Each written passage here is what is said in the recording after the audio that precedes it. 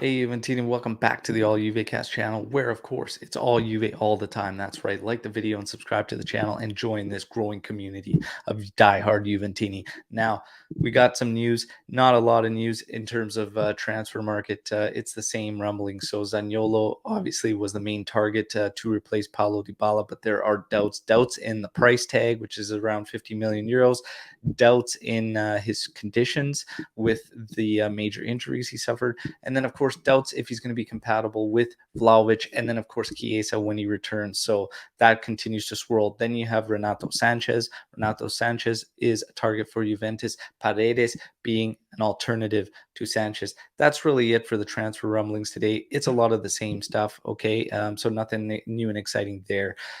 Jerseys, kit leak. 2022-23 home. It has been leaked, and let's kick it off by showing you some of these slides, of course, coming from Footy Headlines. And here's the first one, and I thought immediately, my God, what are we doing? We can't just keep stripes normal. Now, this one honed in the lightning bolts on the Jeep logo are atrocious for me. Like, that has to go. Looks awful.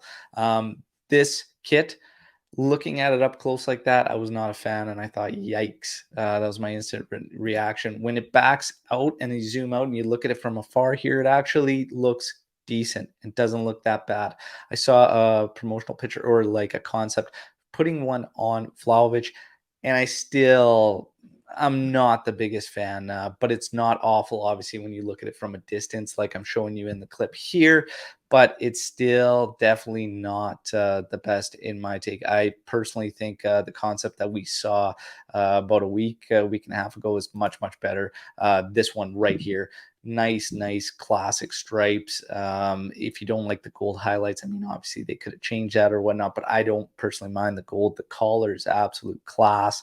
The black underline at the bottom of the collar separating it from the shirt, just absolutely beautiful in my personal opinion. This is a classic home kit, but it looks like this is what we are set to get. And this is obviously could alter and change a bit. It's not final, but usually Footy Headlines, top drawer, and even La Maglia Bianconera, who is very reliable, they have put out the same concept. So there you have it.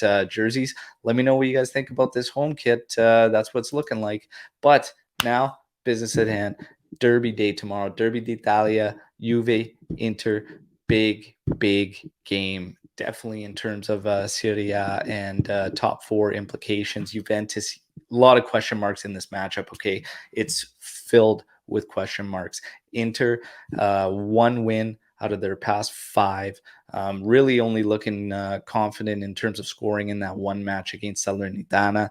Other than that, they have really run into a wall when it comes to scoring goals. On the flip side, you have Juventus getting good results, 4 wins, 1 draw in the last 5, but still not really looking like they can impose their will. Just still a lot of question marks in terms of their lineup. And now you have Zakaria possibly being fit enough to play. And what is Max going to do in the middle of the pitch? He was asked a lot of questions in this press conference. He basically, in terms of his starting lineup, he says he does not have the lineup. He has not decided yet, but he did say certain players would be playing, and that's Chiellini and Sandro. So the first projection we saw had De Sciglio on the left side. Allegri quickly killed that projection by saying that Sandro is going to be starting. Chiellini will be next to De Ligt, and we're still uncertain about if it's going to be Danilo playing on that opposite side. And he was even questioned if he was going to be in the middle of the pitch. And Allegri said he's unsure yet if Danilo would be in the middle of the pitch. Now, in terms of Paulo Dybala, Max Allegri said that he stands behind management and he's fully in line with their vision and what they see after, at the start of the season, naming Paulo Dybala at his focal point and center of the project. Max is now saying he is in line with management and their decisions. And that's how it works. Things change. This is a business. I think his fitness is ultimately what killed Paulo Dybala at Juventus, that and his agent. But in terms of tomorrow, Max says Paulo Dybala starts, and he needs to be important for us going down the stretch. So Paulo Dybala, Chiellini, Sandro will start. Zakaria still needs to be evaluated, Max says. And then he's asked about Bernardeschi. He says Bernardeschi is fit and looking and feeling much, much better than he has in a while. He could potentially start as well. But again, we reiterate, he does not have his set starting lineup, but those guys will be in the lineup. So this is going to be interesting. A lot of question marks. Like I said, seen a lot of unbalance in the projected lineup that we were showed a midfield that was going to be geared more towards physicality. If we have Locatelli, Rabiot, and Zakaria in there, we still need to balance out that left side. I see Cuadrado on one side, and then you have Dybala, Vlahovic up top. We might be right side dependent, like we've seen in many of the most recent matches. That's a big question mark.